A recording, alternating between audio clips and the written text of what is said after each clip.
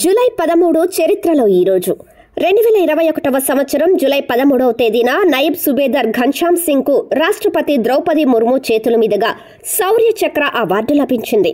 వాస్తవానికి జూలై 13, 2021న జమ్మూ కాశ్మీర్లోని పుల్వామా ప్రాంతంలో రాత్రి 10:30 ప్రాంతంలో ఉగ్రవాదులు దాక్కున్నట్లు ఖచ్చితమైన సమాచారం అందింది.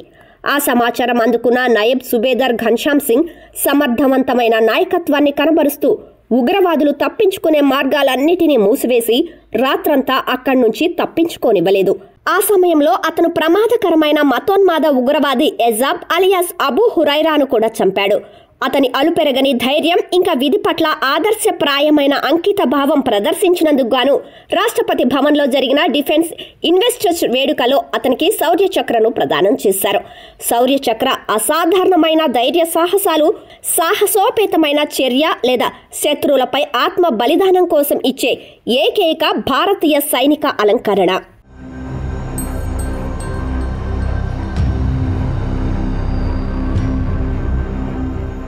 1931వ సంవత్సరం జూలై 13 జమ్మూ కాశ్మీర్ చరిత్రలో ఒక చీకటి రోజు. ఇక్కడి నుండి లోయలో ఇస్లామిక్ వేర్పాటువాదం ఇంకా రాళ్లదాడి ప్రారంభమైంది.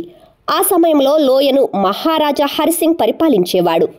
అలీగర్ ముస్లిం యూనివర్సిటీలో చదువు పూర్తి చేసి శ్రీనగర్ వచ్చిన షేక్ అబ్దుల్లా తన సహచరులు కొందరితో కలిసి మహారాజా హరిసింగ్ కు వ్యతిరేకంగా రీడింగ్ రూమ్ పార్టీని స్థాపించారు. ఇంతలో ఛాందసవాది అబ్దుల్ ఖాదిర్ లోయలోకి ప్రవేశించాడు. అతను మహారాజా హరిసింగ్ కు వ్యతిరేకంగా జమ్మూ కాశ్మీర్ ముస్లింలను ప్రేరేపించడం ప్రారంభించాడు. అబ్దుల్ ఖాదిర్ ఉద్వేగభరితమైన ప్రసంగాల కారణంగా పోలీసులు అతన్ని అరెస్టు చేశారు. శ్రీనగర్ సెంట్రల్ జైల్లో విచారణ ప్రారంభించారు. జూలై 13, 1931న శ్రీనగర్ జైల్లో ఖాదిర్ కేసు విచారణ జరుగుతుంది. అప్పుడు ముస్లిం సమాజానికి చెందిన ప్రజలు మద్దతుగా జైలు వద్దకు వచ్చి జైలు వెలుపల నిరసనలు ప్రారంభించారు. క్రమంగా నిరసన హింసాత్మకంగా మారి రాళ్లదాడి ప్రారంభమైంది. దీంతో పోలీసులు కాల్పులు జరపాల్సి వచ్చింది. ఈ కాల్పుల్లో 22 మంది చనిపోయారు. ఈ సమయంలో చాలా మంది హిందూ కాశ్మీరీల దుకాణాలు లూటీ చేయబడ్డాయి. ఇంకా చాలా మంది చంపబడ్డారు. జమ్మూ కాశ్మీర్లోని రాచరిక రాష్ట్రంలో ఇది మొదటి మతతత్వ సంఘటన.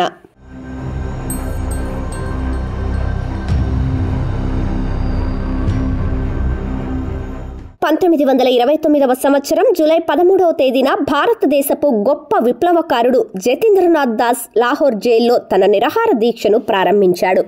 జతీంద్రనాథ్ దాస్ భారత స్వాతంత్ర్య విప్లవకారుడు. అతను చాలా చిన్న వయసులోనే విప్లవ కార్యకలాపాలలో పాల్గొనడం ప్రారంభించాడు. 1921లో కేవలం 17 ఏళ్ల వయసులో గాంధీజీ సహాయ నిరాకరణోద్యమంలో భాగమయ్యాడని చెబుతారు. తరువాత అతను అనేక సార్లు బ్రిటిష్ వారికి వ్యతిరేకంగా కార్యకలాపాలలో పాల్గొన్నాడు. దాని కారణంగా అతను అనేక సార్లు అరెస్ట్ అయ్యాడు. 1929లో కూడా అతను బాంబును తయారు చేశాడని, దానిని భగత్ సింగ్ ఇంకా బతుకేశ్వర్ దత్ అసెంబ్లీ హాల్లో సాధారణ సెషన్లో విసిరినందుకు అరెస్ట్ అయ్యాడని చరిత్ర చెబుతోంది. అతను లాహోర్ జైల్లో బంధింపబడ్డాడు. ఖైదీలకు మెరుగైన సౌకర్యాలు కల్పించాలని ఆయన 1929 జూలై 13న నిరాహార దీక్ష ప్రారంభించారు. ఇది 63 రోజుల తర్వాత అతని బలిదానంతో ముగిసింది. జతీంద్రనాథ్ దాస్ సెప్టెంబర్ 13, 1929న మరణించారు.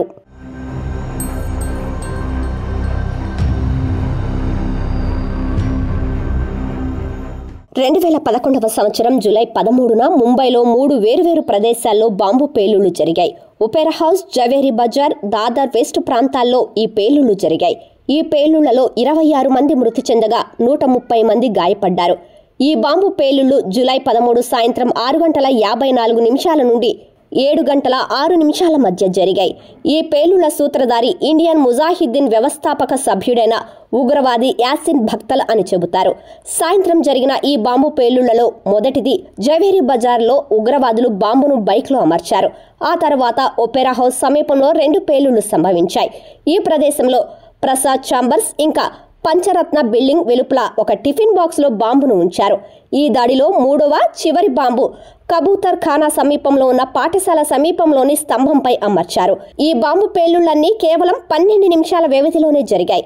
అదే సమయంలో ఈ సంఘటన జరిగిన 1 సంవత్సరం తర్వాత 25 మే 2012న మహారాష్ట్ర ATS ఛార్జ్ షీట్ దాఖలు చేసింది. ఈ ఛార్జ్ షీట్ లో ఇండియన్ ముజాహిద్దీన్ కు చెందిన యాసిన్ భక్తల్తో పాటు మరో 6గురిని వాంటెడ్ నిందితులుగా పేర్కొన్నారు.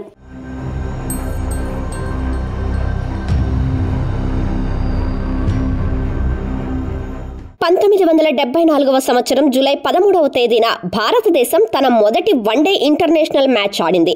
ఈ మ్యాచ్ ఇంగ్లాండ్తో జరిగింది. అప్పటి భారత క్రికెట్ జట్టు captain Ajit Wadekar.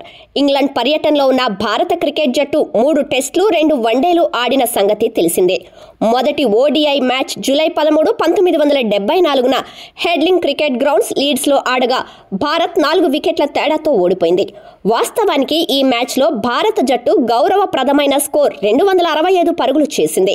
England captain mic డెనెస్ toss గెలిచి ముందుగా బౌలింగ్ ఎంచుకున్నాడు. అదే సమయంలో భారత కెప్టెన్ అజిత్ వాడేకర్, బ్రజేష్ పటేల్ కూడా అద్భుత హాఫ్ సెంచరీలు చేశారు. దీంతో భారత జట్టు 53.5 ఓవర్లలో 265 పరుగులకు ఆలౌట్ అయింది.